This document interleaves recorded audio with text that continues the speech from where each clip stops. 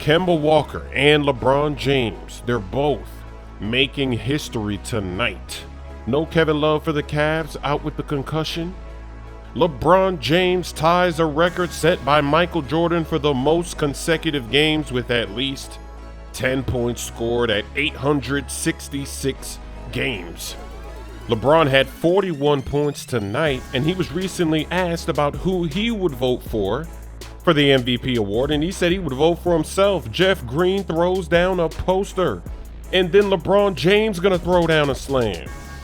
Do you think LeBron should be the MVP this season? Because the Cavs, their record is not that impressive. In the Eastern Conference, you've got a Boston Celtics team that is injured that has a better record than LeBron's team.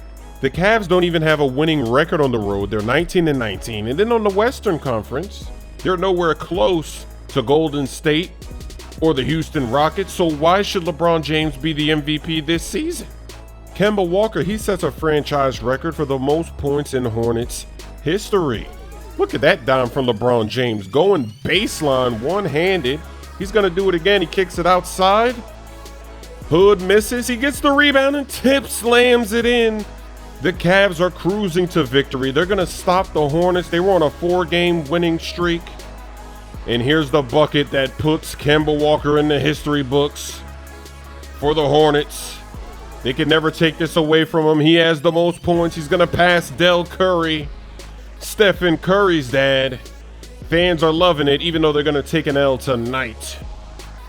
This league for a long time. I bought the penthouse in the neighborhood.